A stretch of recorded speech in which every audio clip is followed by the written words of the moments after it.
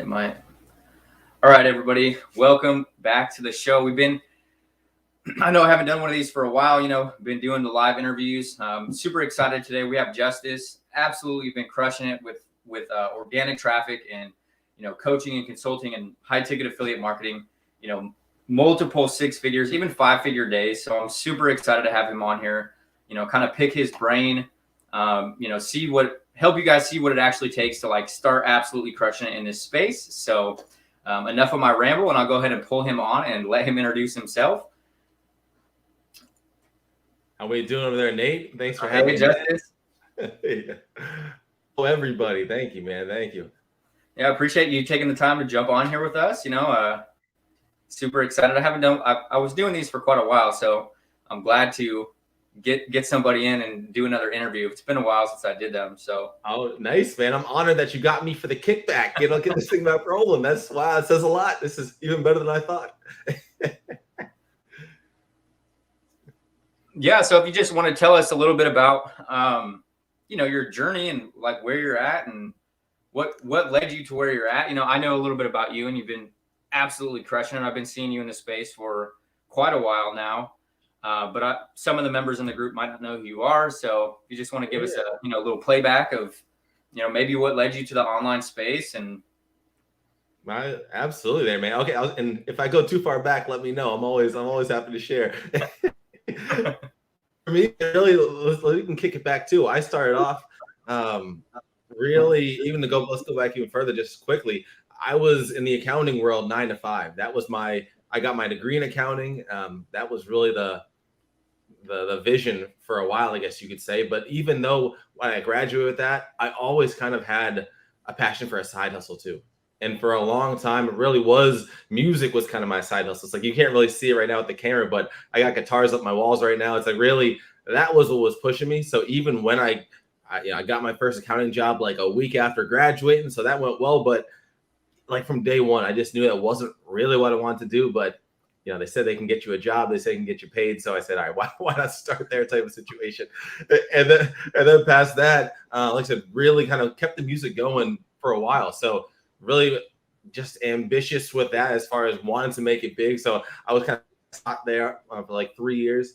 Really at that point, then finally got myself into a studio gig where I was working as an audio engineer. I was really big on kind of like the music production side more so than I wasn't a singer or a rapper. My voice is too deep or something, but I kind of focused on like I said, just the engineer and the beat making. I love that side of it. I was doing that for like 3 years there, but then it kind of came to a point, honestly, right when COVID came, where I was working. I'm out here in Massachusetts myself, so I was working in Boston, which is about half hour, add another 30 minutes if there's traffic on a busy day, right? So really, it came down to the crossroads where I was working remote at that point when COVID hit. And so it kind of came down to where, all right, I can either stay home and just drive to the studio, which is around Boston. So take an hour drive, 45-minute drive, or I just decide to maybe put that to rest. And that's really kind of how it started there, just because it was like the time and the and it was more so just awesome. I was making money off something I was passionate about. Right. I think it was like I was living the dream, even though I felt like I was working minimum wage, but I was making money, like this is awesome here. So, but I had just one daughter at the time. Now we've got two, and at the time I was like, oh, it was just pulling me away too much. So that's kind of really what I always say. That was like I was surprised I didn't bawl my eyes out. Like that was one of the toughest decisions, having to step from music. Just it was like 6 years in the making, if not more, of just trying to get to that point, and end up having, like I said, I just decided that it was just the time to basically throw it in. I hate to say quitting, but it felt like the right move at the time. And for like 3 months after that was probably in February or March 2020. So then like 3 months after that, just kind of winging around, looking for next steps to take. Really at that point, I was, I got a home here. So I was I was like, you know what, maybe I'll do some woodworking, start making some money on that. But I was like, here I am trading money for time again. So I was like, no, let's keep looking. Start looking on YouTube for some ideas of just like investing and making money online. And then that's when at that point I found this video from this guy, Jeff Lerner over at Entra. He basically had this $40 course. He said, hey, you know what? Let me show you how I made $1 million doing XYZ. I said, hey, I like the sound of that. Let me see not going on here? And then really, like I said, that was really the introduction from there. And then at that point, like I said, that was July. I kind of just saw that like literally in the other room, sitting on the couch, just saying, "Hey, you know what? Look at this thing, man. I'm gonna try this out." My wife was like, "You're gonna really spend $40? This guy's just talking. He's not telling you anything. What are you doing?" And then, like I said, I got the training. They ended up, they have some upsells, you could say. I didn't end up jumping into that. But then 3 months later, I ended up jumping into another program, one called Legendary Marketer, for those who know. And really, that was one where my kind of first big investment there into this industry. So that was in September. So July, I kind of got my feet wet, found out what this world even was. And then at that point, September, I think actually it was August 31st to be specific, I ended up buying their kind of, like I said, big investment in their program. And then that's really kind of where I kind of consider like the journey started at that point, really. It's like, that's what, like, I felt like I was in, I was in, and really even looking like a past to how what next pieces kind of came from that. It was always like, I've invested this much now. There's no going back. There's that was like I could see leading from that point there. Yeah, but that was kind of like the introduction into this space, and I can pause for a sec there, of course. That's super inspiring. Like from hindsight and hearing it, like do you still play music? You kind of had to give up on obviously you probably still play music, of course, but not as much as I'd like, man. I play the acoustic. I got an acoustic around, so I definitely try to play it like once a day. But I don't do any, like, I used to be like on the drum pad machines and all this stuff. I can't say I do that anymore, sadly. But the music, that'll always be a part of me. Right. For just like you mentioned there, exactly, man. So I like how you mentioned, and I'm not going to turn this into like a soapbox on how people need to invest, but I like how you mentioned, like, having your investments kind of made you feel like, okay, there's no turning back. Like, this is all, like, we're all in now, right? I feel like that's a super important mindset to have, especially coming into this space. Me, I couldn't tell you the number of programs I've bought over the years. I feel you there. So let's talk about what's working, like what actually started working for you, like what clicked. I know to be a bit polarizing, I know some of the strategies taught in Legendary are probably pretty different than what you do right now. So that is, it's very true there. Maybe the high level stuff maybe resonates, but you're absolutely right there, man. And even for myself, so like I said, I got into that, and just like you mentioned there, it's like it got me in the door. It showed me some strategies around YouTube, around paid ads, around those are kind of the main two things maybe that resonated with me at the time I was going through it. And really, I tried the YouTube. I remember I tried the YouTube. I was like, you know what? I'm gonna make 8 videos, and then at that point, I'm gonna go ahead and release it. I'll get the ball rolling. I remember I made my first 2 videos, and I was like, this is taking way too long. I can't keep going up. This is too much here. And then at that point, I remember I switched over to the ad side for a bit. I feel kind of lucky with the ads, where to me, I actually ended up breaking even. Where most stories, obviously, you know how that goes. It's like you're lucky if you lose less than $2,000 or something on ads in a lot of these cases. So I was lucky. I spent 300, made 300. I think if I would have kept going, I feel like I would have went deeper in the red. But that kind of says too, I was out there just trying to implement what they were teaching me. And then a month later, I kind of ran into my first real mentor at that time, honestly. This guy named Heisem. He's my guy now. He's we actually still work together this day, not as a mentor, but he's a part of my business now. So, but yeah, really, Heisem, we kind of connected. And at that point, he showed me the basis of kind of the strategy I'm still working today, which is really that organic marketing. It's kind of relationship marketing that we've been building here. So that is when really things started to switch up. I kind of stayed with promoting Legendary, where really that was a low ticket, high, value ladder offer. Starts with the $7, then you kind of get the upsells from there. That kind of first month, we're talking October. So like I said, I was kind of getting my feet wet, building up my profile funnel, doing everything that you got to do to kind of get this thing set up and move in the right way. And then I kind of went out there and hit the ground running. So I made like 6 or 7 low ticket sales in that month of October there, kind of really just validating the process, right? I think that so many of us, like, we're just looking for some kind of proof of concept here when we get into this. Like, let me just get one sale. And even for myself too, I still always try and, as you mentioned, like I coach students now. It's like, I always try to mention, if you can start with low ticket to some degree, maybe just to get that first bit of, and I always say, I try and teach from experience too. It's like, that kind of got me feeling like, damn, this thing works, right? Like I said, I only made like $40 with those sales, which isn't what I'm getting into it for. I was like, this thing, I can see how this works now. And so then at that point, I was talking to Heisman. He said, man, you're crushing it, but we need to get a high ticket in your arsenal. You're going to burn yourself out if you keep doing all this work just to make $40, right? And so they really, at that point, that's when introduced SAA. And then I jumped into that point there right in the beginning of November. And then flash forward 2 weeks later, I had my first high ticket sale from there. So first $1,000 day then, and that's a whole other story too. I can talk about that in a sec, but really making that switch, I kind of realized as well where the strategy is very similar to me. I'm a kind of person where for a long time, only just recently I'm stepping back, but you could still say it's a major part of my strategy, my business today, taking sales calls, strategy sessions, triage calls, whatever you want to call it there. That was really a big part of my strategy. And that was kind of what changed, switching from a low ticket to a high ticket there.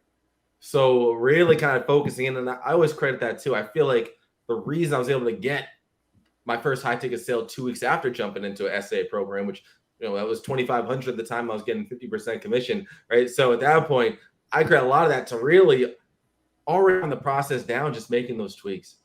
And then at that point, that's like I said, 2 weeks later, I ended up getting that first sale, which now, sadly, that sale ended up getting refunded, sadly. So that was a brain buster right there, seeing that.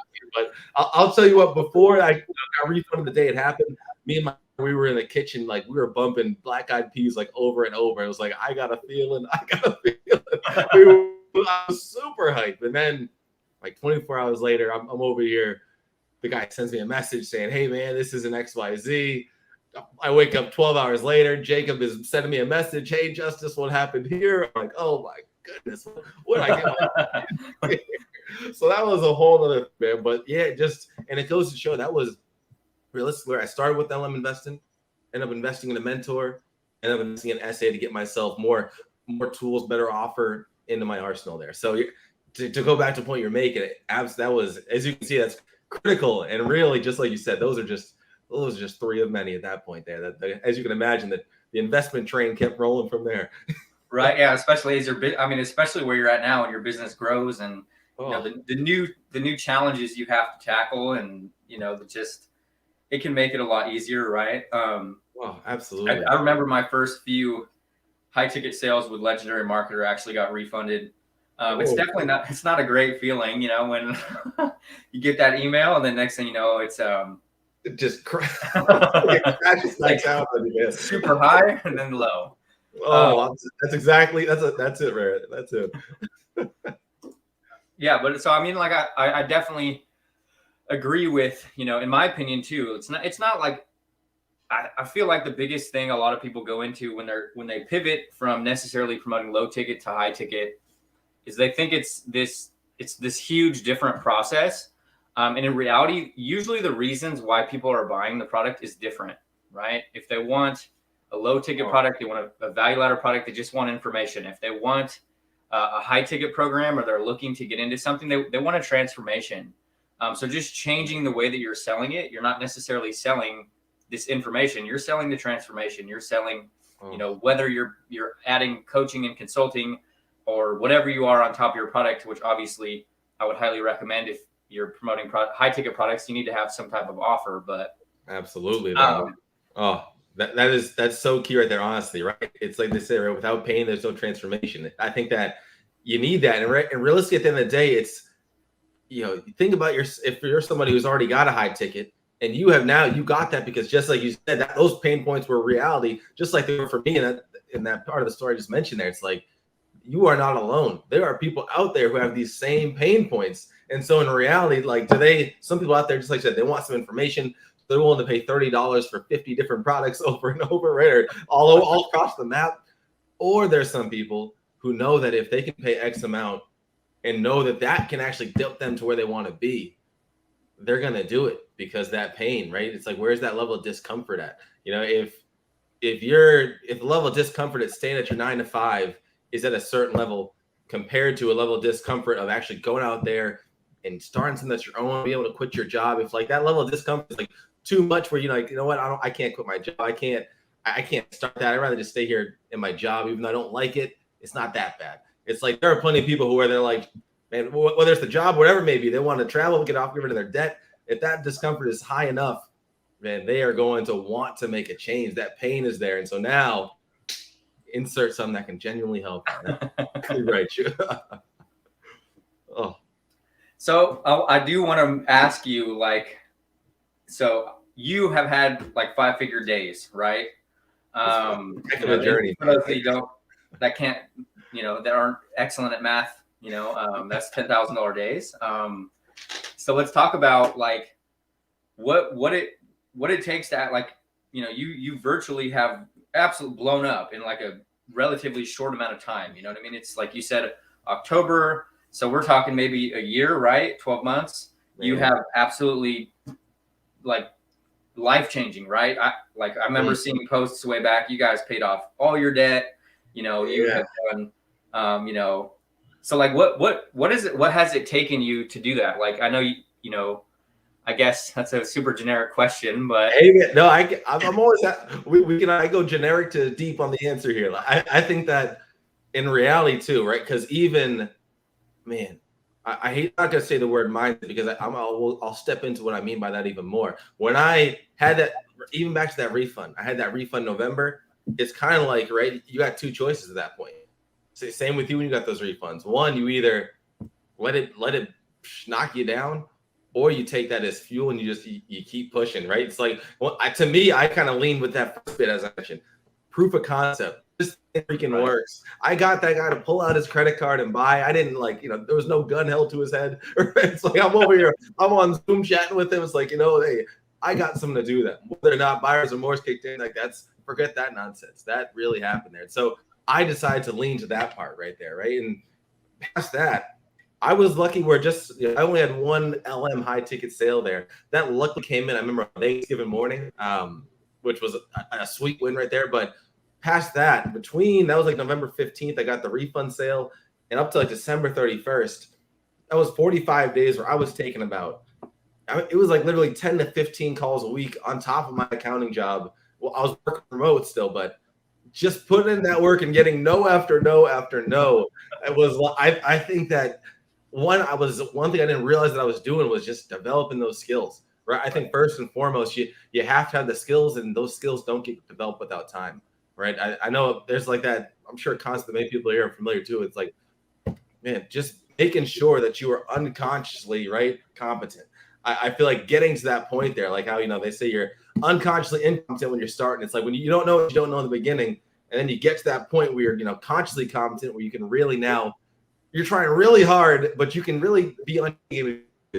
And I felt like what I was doing, putting in all these reps over and over and over, hearing no and no again, but at least get my skills dialed in. So like I said, that unconscious level kicked in there. And then really December 31st, that's when I had that next high ticket sale, New Year's Eve. And then that kind of, and January, that's when things really, so really, I could keep going, but January 1st was that first time, that second high ticket sale. January like 4th or 5th was that third high ticket sale. So that was kind of like my first 4K week.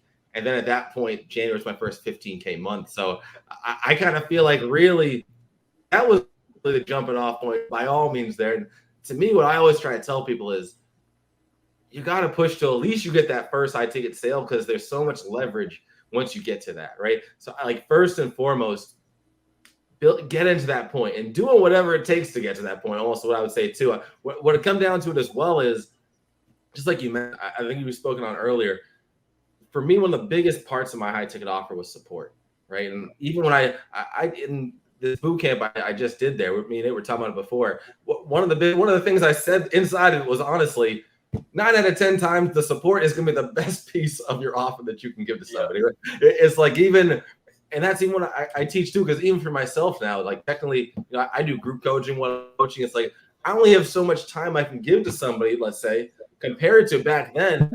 I was giving people the freaking world. It felt like I was like, hey, you buy from me, I'm going to give you a weekly Zoom call for 3 months. And we're going to go, I'll be here every week to guide you through the way. Like I was giving up everything because at the end of the day, it's like, I just wanted to get that first bit of success. I wanted to get that first sale. And so now my brand will grow. It's like, I think that's what, I didn't realize what was going to happen, but it's like now all of a sudden there's proof. I have results I can leverage. When I'm talking to them on the phone, they say, hey, does this work for you? I say, hell yeah, this has worked for me. Let me, and it's like, and at least it worked once. And then as I keep going, that first kind of week happened quickly there. So now past that, I'm leveraging and say, yeah, of course, I've done X amount at this point. I've done X amount at this point. So really, to me, pushing to get that result, because now that snowballs and leverages into more results. And then in reality, that's when too, though, I was running into an issue where now it kind of got to the point, you can tell by my offer. And this is kind of where, luckily I work with Jacob Karras, those who know, and Blake Fontana. I kind of kicked first, then Blake. And Jacob was the one who kind of told me, he's like, Justice, you're doing great here. I spoke to him like at the end of January, at the end of that 15K month. He's like, Justice, you're doing great here, man. But if you keep making sales, like, you're going to run into a situation where you're not going to be able to make it. You're going to be busy coaching people for 40 hours a week. You screw over, bitch. You got to get a system in place here. So that's really, talk about investing. Yeah, that's when the next piece, that like I was like a little small with Jacob. There's a time thing. And then really I was like, all right, clearly I need to get something that is a bit more system, a strong offer that's just as strong, but allows me to have more time back in my day. Right. And it really gives me that kind of, really what I didn't know is it's going to lead to that much more freedom. To me, the kind of one-to-one was like, that's all I knew as far as offering support. So that to me is like, I think that we can all probably agree to a certain extent. It's like it doesn't get better than one-to-one to a certain degree, right? So having that, bringing on some group coaching into the play, it was really trying to find how to make that offer work best. And that's kind of why insert my guy Blake Fontana over there. I went to him really to kind of set me up on, all right, once again, I can take my time and try and figure this stuff out on my own, or you already got this thing going, man. Tell me your secret. Let me see how to do it. Tell me how you're doing it, man. So that's when right at the start of February, me and Blake first connected. And that was that kind of next piece. So, and honestly, like, man, if I would have known how that offer would have changed my life and my business, because in reality, like I said, I got the 15K month off of giving a lot of one-to-one support. And then come February, it was honestly a slower month. It was a 7K month, so it still wasn't bad, right? But in March, that was my first 30K month, and it came from leveraging the group offer and the one-to-one. And nowadays, to be honest with you, I'm very selective with one-to-one just because, man, I think for my time, that's why I mentioned the freedom. It's like I like kind of sitting up and just really looking down as far as where I need to help people the most, and really pinpointing on people who are really going hard and like, all right, let's this area. That's kind of why I've stepped back more effective, because I'm able to focus my time more so with people who are actually determined to make stuff happen, as opposed to those first 3 Zoom calls, those first 3 sales I mentioned where I was giving support weekly for 3 months. It ended up being like 5 months because, people don't show up for like half the, so, really focusing more so on people really showing up, wanting to get their stuff done. And it allowed me to have more freedom. And really, so now I didn't, later on, it was June basically when I had my last day ever as an accountant. So it's like, man, just what it's brought to my life there. It's hard to believe sometimes going back on it as I It's definitely a crazy story. I mean, that's awesome. And I like how you mentioned, I think that's like a super important part about, the first few initial sales, right? It becomes real to you. It becomes real to, this business model becomes real. And then going extremely heavy on, like you're saying, the one-to-one support. And just to like even dive deeper on that, like if you're watching this and you feel like you're not qualified enough to do one-to-one calls, you definitely are. You know what I mean? Like just being there for someone, answering questions. So going extremely heavy on those in the beginning is crucial, right? Absolutely. Firstly, as Justice is mentioning, it's going to help, encourage people to buy, but it's also going to help your students actually get results. And then that's actually going to like kickstart the journey even more, because if people start seeing you're helping people actually have success, that's when your business is going to blow up, because Oh, that's more realistic to them. Like, they don't care if you made 80K in 1 month or 100 grand in 1 month, because that's not real to them. But seeing, you know, Justice worked with someone to $1,000 day online. That's real, right? That's the powerful. absolutely, man. That's a really good point right there, man. I think really even before, what's funny, when let's just say I came off that 15K month, there was people when I was talking to a messenger or talking to somewhere else, I would say like, oh, hey, yeah, like, I'm doing pretty well. I just had a 15K month, XYZ. Whenever I say that, I would usually turn off more people than I was doing good at that point. It's like, that's what I realized, like, I'm blowing this portion. They're like, they probably think, one, I'm lying. They think, two, like, so what? What does that do? What does that mean to me? so man, spot on there. I think that's when I started to realize, like, yeah, I need to get back and really resonate with what people are at where I was a month ago. Shoot, where I was, like I said, hustling at a sale like that. That's where a lot of people are right now. So that's what I need to focus on when it came to my messaging, not focus on so much the fact that, yeah, I've got results and I can sprinkle that in as need, but it is right. Absolutely there, man. Oh, and one little piece too that I thought you said is a really good point. When it comes to that one-on-one support, like you said, a lot of people out there say, I don't know, I say a lot of people, maybe it's not a lot of people, but let's just say a lot of people out there say, I one-on-one support. And to me, if you've invested in yourself, let's just say, well, shoot, it could just be $100, it could be 25, 5,000, whatever it is, and you actually got a strategy that's getting you something. Doesn't mean it's gotten you a sale yet, but at least it's gotten you something. It's showing you how to get leads in your business. If you can easily go ahead now and tell somebody what your process is, and that's going to be beneficial to them, right? And so for me, what I was doing when I was, even though I have a high ticket sale all December in 2020 there, besides the last day, I was promoting that $100 SAI offer that SAI had. And for that, I was doing 4 Zoom calls, right? So it's like, shoot, you buy for $100 from me, I'm gonna give you 4 Zoom calls, and I'm gonna get you rolling, right? And at that point, that also, that's why I love like the whole idea of starting with an affiliate side before you get into coaching, because realistically, you can do coaching like as an affiliate with the support, but it's like takes the pressure off, because like, hey, I'll help you through this stuff. And like, it's kind of like, instead of just like giving them nothing but yourself, now they have this whole course they can rely on and you as a bonus. So I think, to me, best way to start there, seriously. And so really having those 4 people, it gave me that kind of confidence as far as, all right, now I've already coached 4 people at this point, right? It's like, yeah, they only pay me $100, but whatever it is, I now have experience doing this, and now I'll feel that much more comfortable offering to somebody because I've already gone through those steps before, right? And really, the last piece to add to that is, honestly, what I tell people now, even if you haven't had any sales, even if you coach somebody for free just to experience the, right? Maybe you invested X amount, they won't buy 100 from you. I like you, man. I'm gonna give you a free coaching session on the house, right? It's like, just get out there and get those reps, sharpen those skills back to I was saying before there. Whether it's in the marketing, sales, copywriting, coaching, just keep on sharpening that iron. Right. I feel like that's super important. Like, just in general, is like more on the skill side, right? And I mean, that's like, for me, when I was starting out, I played around in systems and changed funnels, and I did that for an extremely long time. You know what I mean? Like, probably like a year.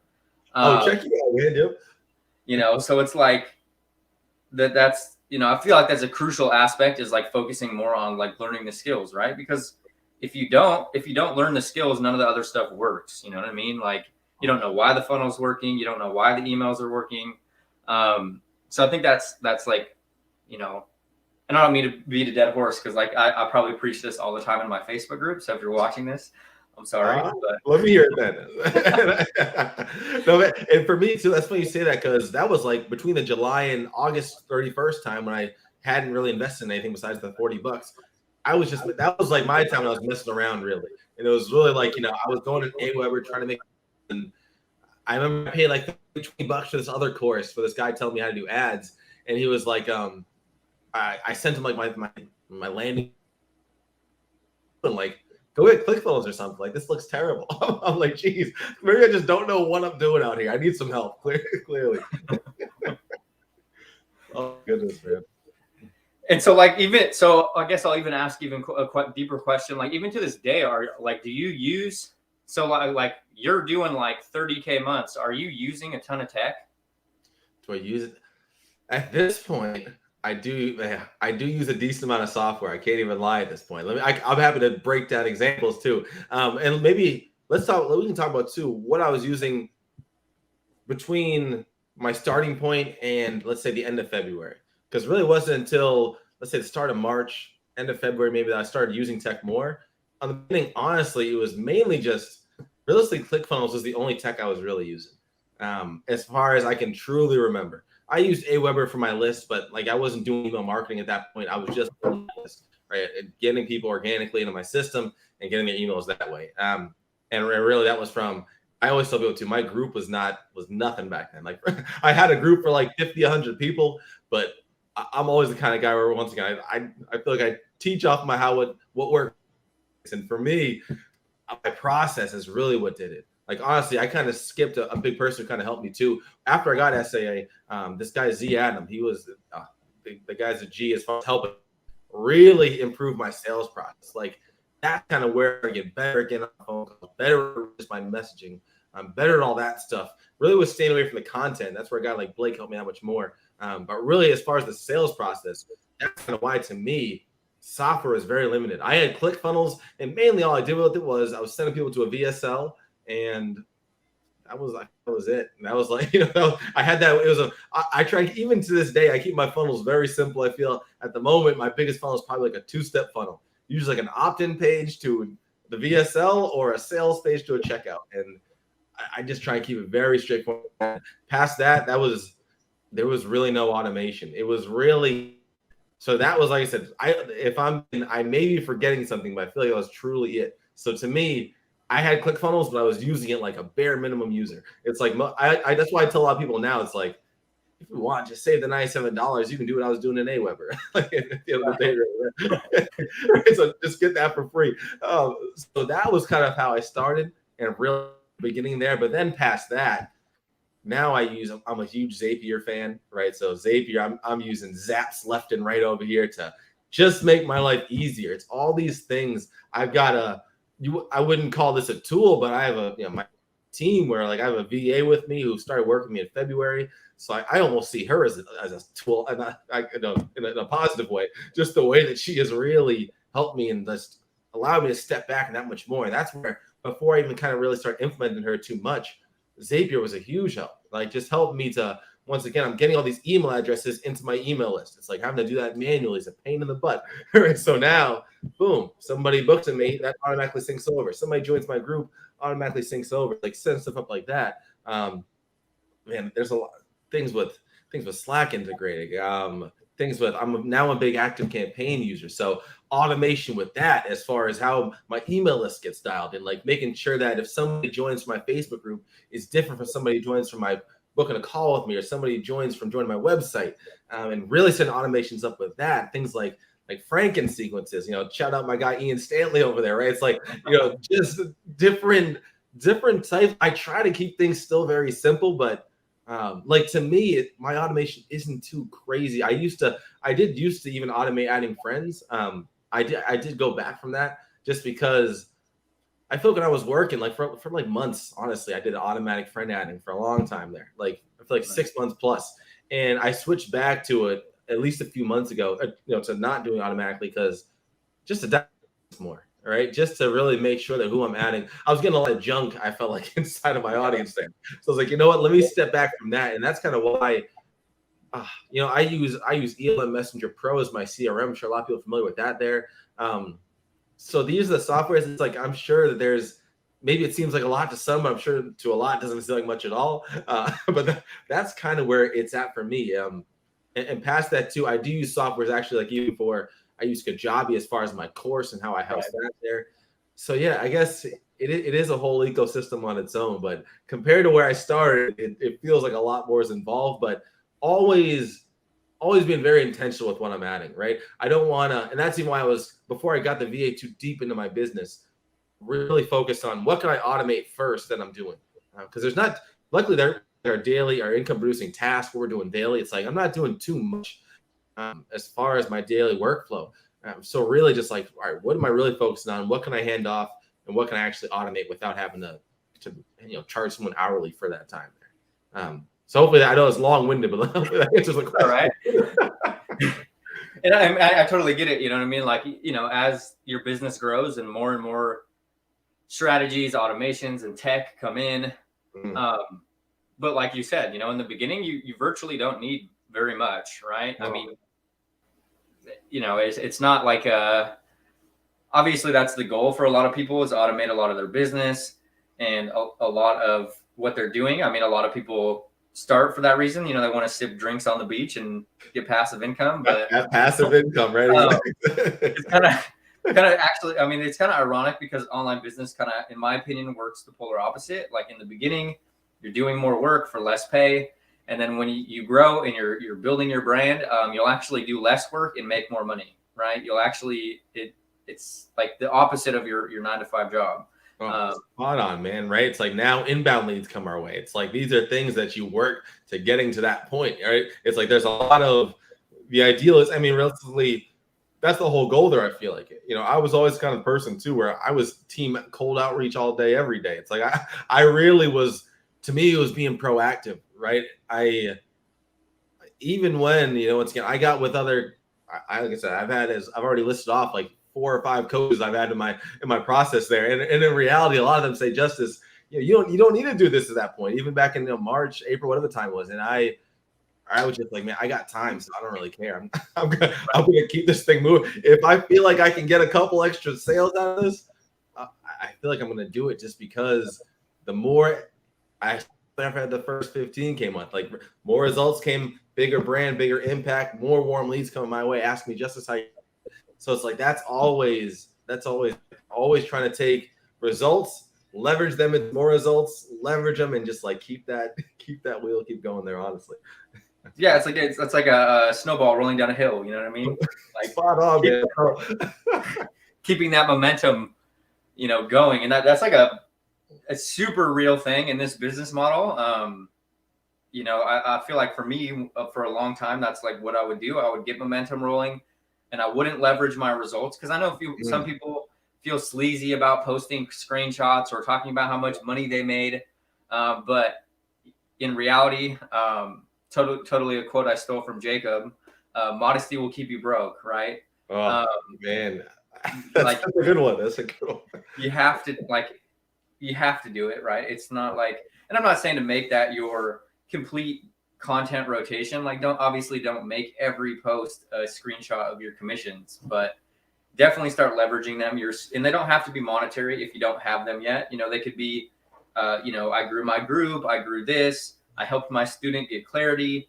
All these things can be results that you can start leveraging in your business, and it makes it easier, right?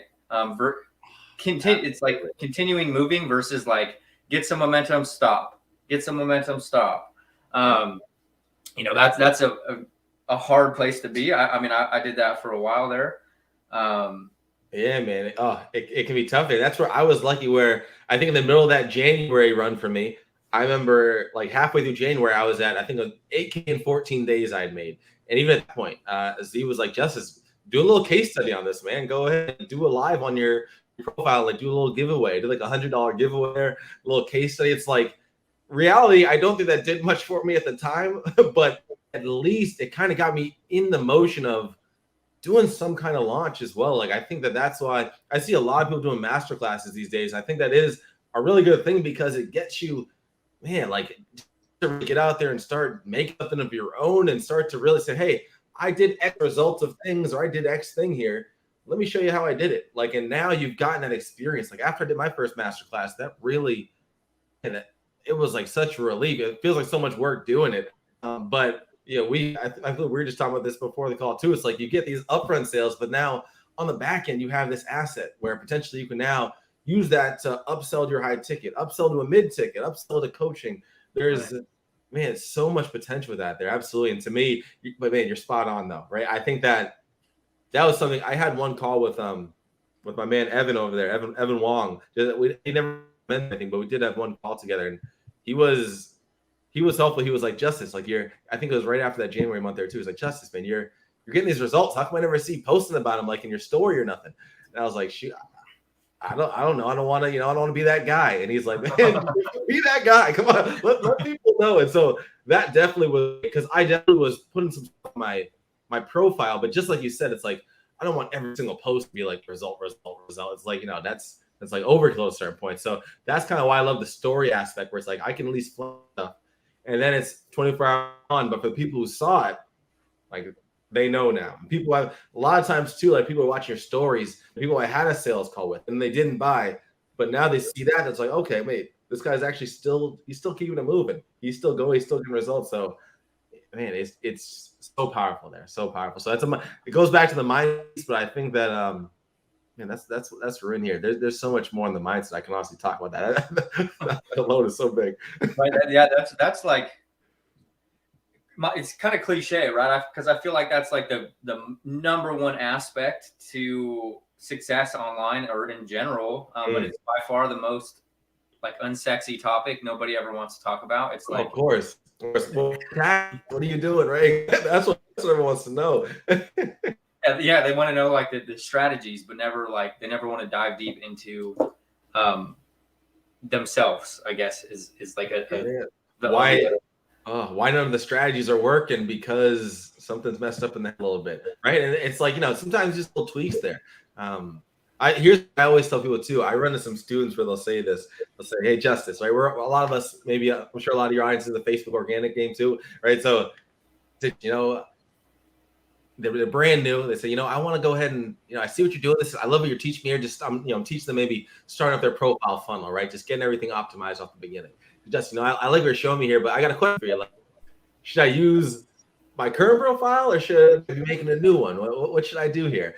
And the main reason I tell them to keep the same one is mainly because the mindset, right? And like, don't get me wrong too, I've had students where they've made a new profile and they've done great, right? I got a guy, Adam, he just wrote 20 plus in commissions and he made a new profile. So he's like, well, I'll call him the unicorn in this story. But in general, I feel like I tell people, use your old one, because what it eventually, I know for me, I was changing my cover photo. And I remember I was putting it up. I decided to put it up at like 11 o'clock at night because I was like, I don't want anybody seeing this post going up here, sneak under the radar. And then like 20 people liked it. I was like, but before I put that up, it's like that fear of like, what are people going to think? What are, this XYZ? Like, I don't know if this is the right thing to do. By just putting that out there, 24, 48 hours later, I felt way better. And I was like, shoot, I'm in this now. Like I've crossed over that fear now, and I'm just running. Now I'm just running ahead there. So like little things like that, I feel like if you have these hurdles there, and let's just say you go make a new profile. Once again, I'm not saying it can't work, but in general, for a lot of people, doing that is almost like calling it quits before you even start, right? It's kind of like, I'm not going to work. I don't want my friends. If you knew it was going to work and you're going to be Bill Gates for making this thing happen, right? It's like, right. I want them to see the journey, but deep down, sometimes this isn't universal. But does that make sense there at all too? Yeah, I totally get that. I mean, it's kind of like, you before you even start, you're like kind of ashamed, right? You're like, you're worried about what everybody else is going to think, or like if your family's going to judge you. And I feel like a very cliche quote would be like, the only person that really needs to understand your vision is you. You know what I mean? Like, who cares? In reality, they're not. Most of the time, most people are judging based on opinions of themselves or their own beliefs. It really has nothing to do with you, anyways. But and then a worst case scenario, if they don't like what you're doing, just remove them. Easy as that, right? It's like I always say too, these people aren't paying your bills, right? Don't worry about what they're thinking. And I think that's what's so cool, because you realize that some like 20 people like the cover photo. It's like I think I embrace that fact more than anything. It's like, shoot, like that's cool to see that. Jamie, like my stuff there. Man, I haven't seen this guy since middle school.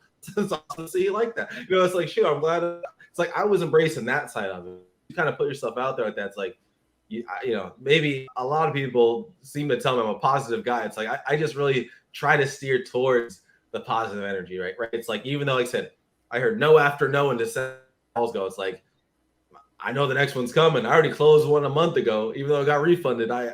I got this thing now. It's like, so I'm gonna keep trucking forward there. Yeah. So yeah, man, just crucial, absolutely cliche. And I think a very powerful concept of that is documenting your process, right? Like Gary Vee and everybody talks about all this all the time. And I mean, so especially if you're playing in like the internet marketing space, like what me and Justice playing, it's going to be common, right? You're going to have people that don't understand it, right? Work 9 to 5, go to college, get a degree. And I mean, if you enjoy your job and everything like that, I'm not going to say don't do that. Of course. But they're not going to understand it because it's different. It's not what everyone does.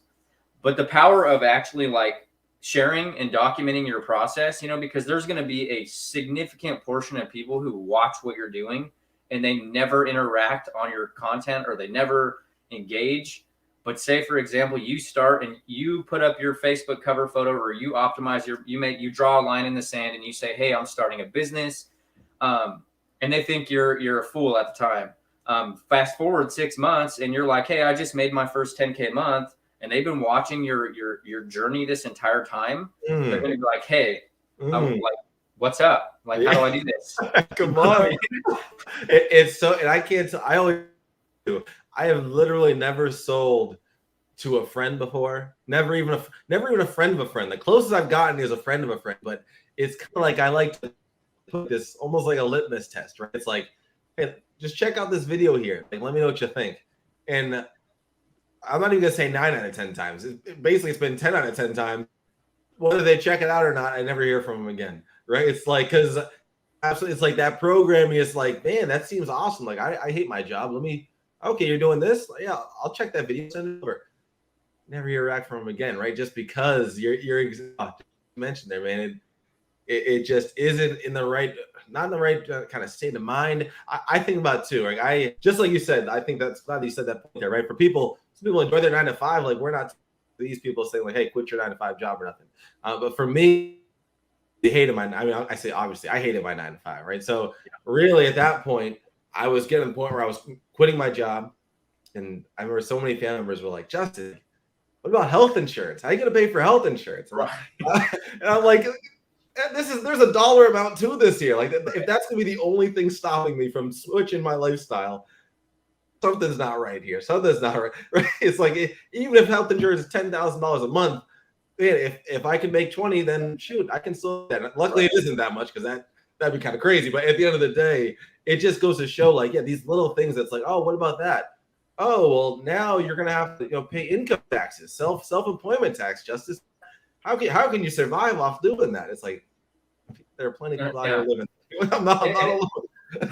Yeah, and I mean, I totally, like, so I come from a blue collar family, that's all I ever worked. I worked construction.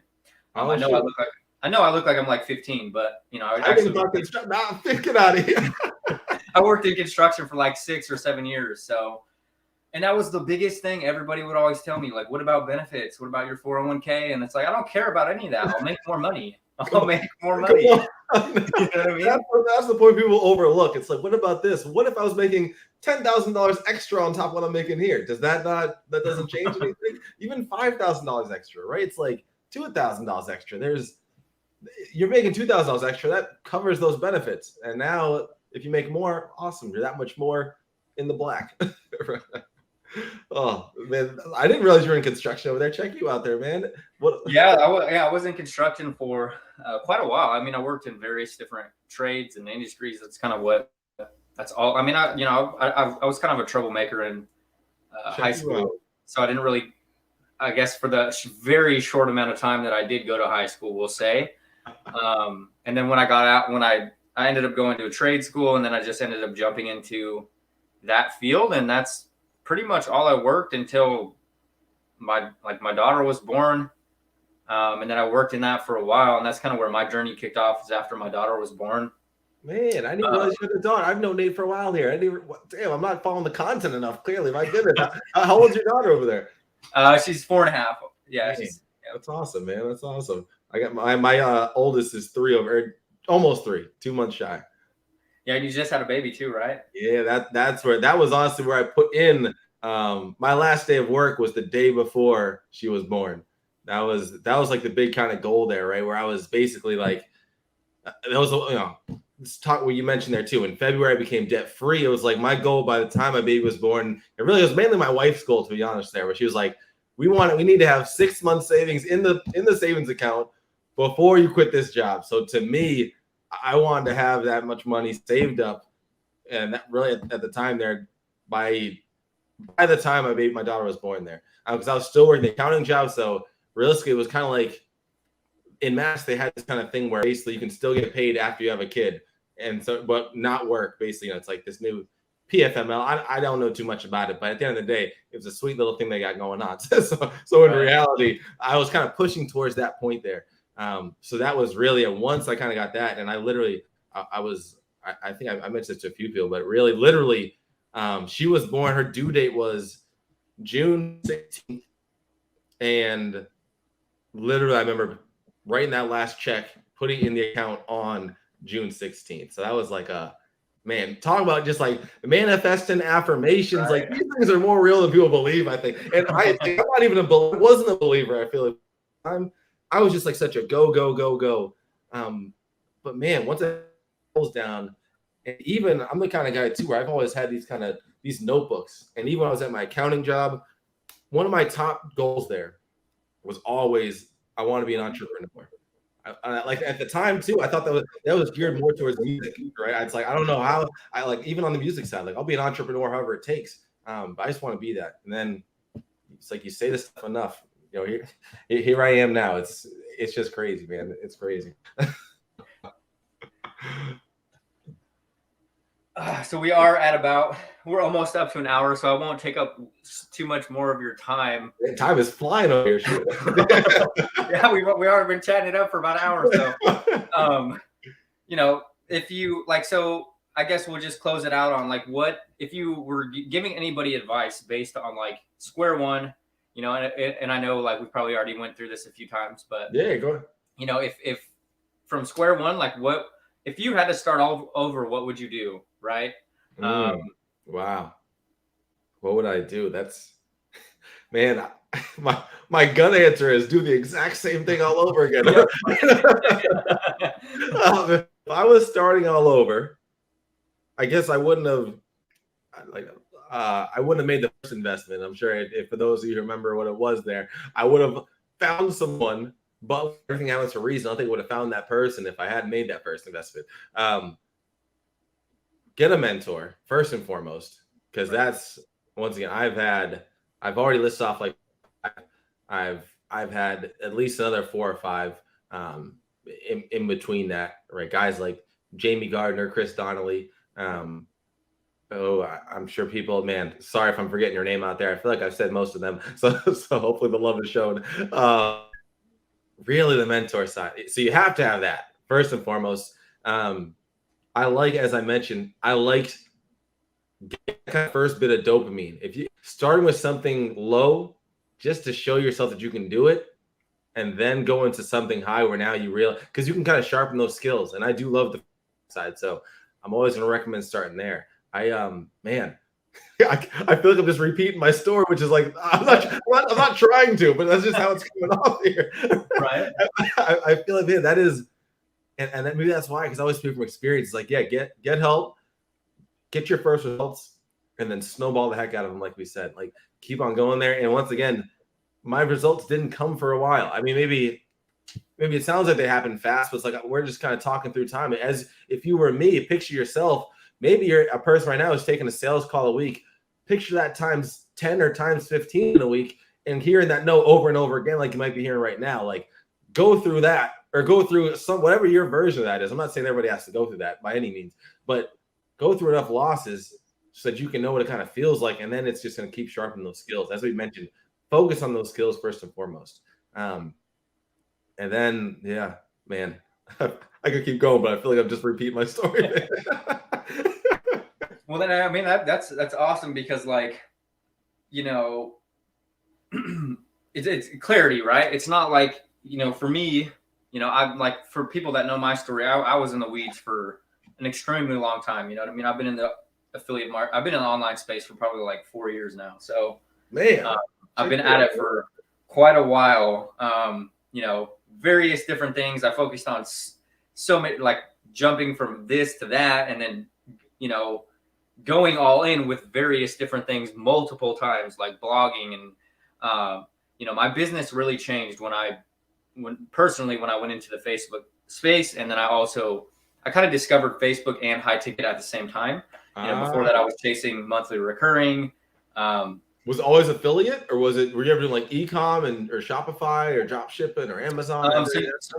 So I ran a social media marketing agency for about a year. I was selling Facebook ads to local businesses, chiropractic clinics, for about a year. And I got extremely burnt out on the customer service aspect of it, but I actually discovered the power of affiliate marketing because I was setting up sales funnels for these businesses.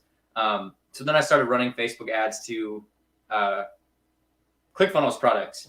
At the time, there was a trending business model, business in a box, which is like where you built out the funnel and then you drove ads to it, and they could change out their affiliate links, and then it was like you were monetizing.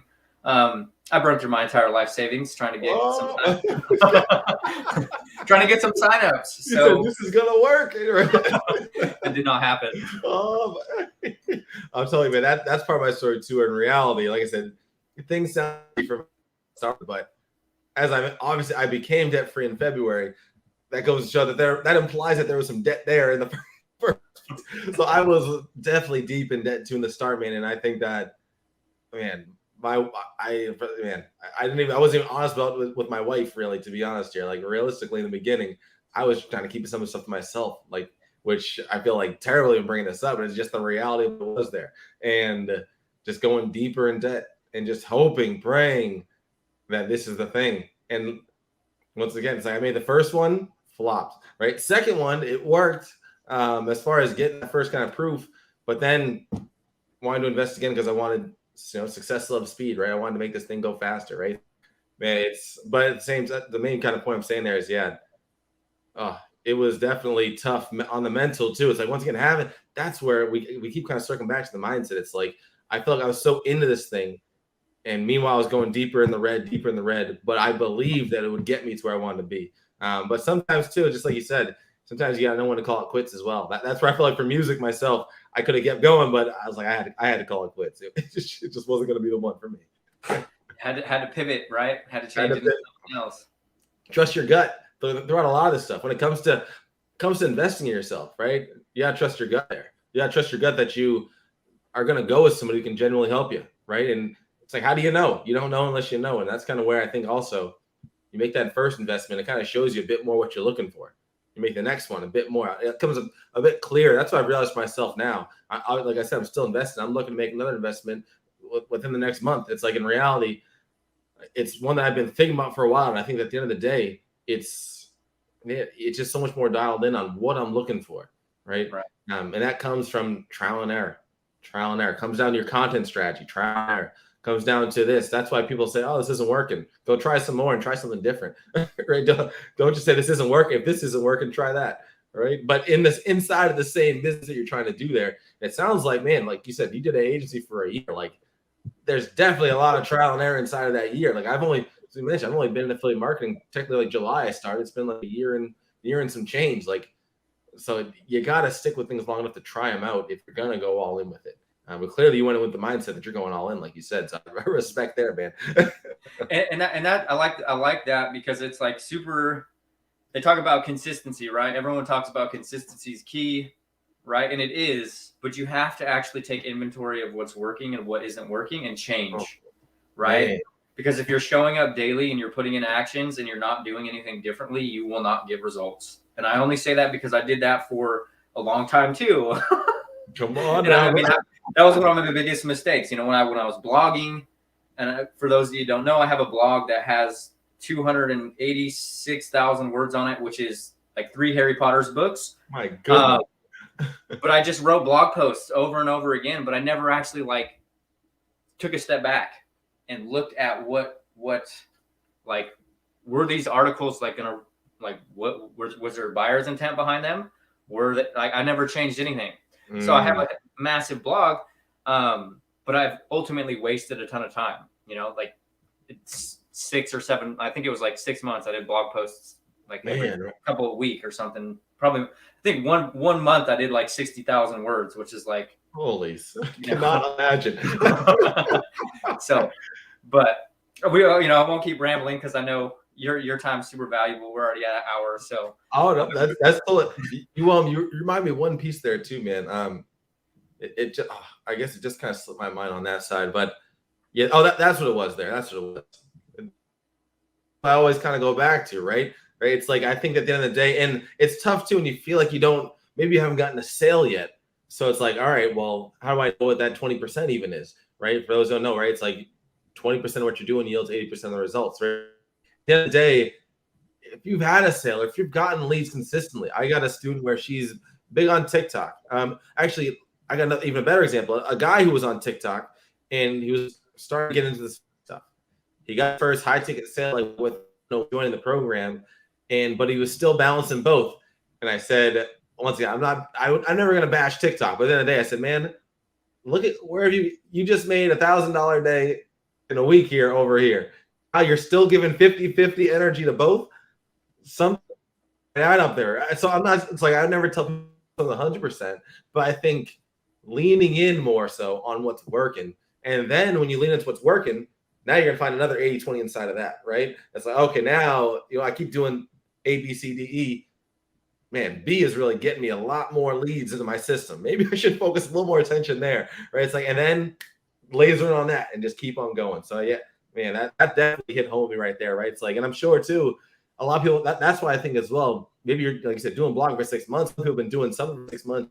No sales came out of it, minimal sales come out of it. You're like, I don't know what to change. But if you just kind of sit back and really examine it, I feel like it can just get you closer to that kind of spot where you really need to be. Man, it sounds like things really worked out for you, man, honestly. So I'm glad to see you made your way through for now. Shoot.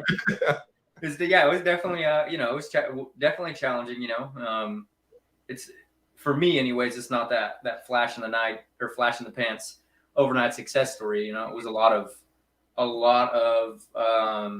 if I wasn't so stubborn, I would probably say that I would have burnt out because I had a lot of, we're talking months and months and months of, consistency, showing up daily and with virtually minimal to zero results, but eventually, I found what works and I started working, and then I continued, I was not a soapbox on investments, but I've bought every course under the sun basically. So all right, hey, that's how we figured out first started linking up here. We both invested with the same person together. So exactly, man. And that just goes to show, I think it all comes back to you gotta be able to invest in yourself, right? And it's like, oh yeah, I don't in debt already, I can't invest more in myself. You don't think me and Nate were there? Come on now. You're not alone. How bad do you want it? Discomfort at it. You said you want to quit your job. Do you really? You said you want to travel and do what you want. Do you really want to? You just blowing smoke. We just talking now. Like, what is it all back to, man? Absolutely. All right, Justice. Well, I appreciate you. I really appreciate you jumping on here.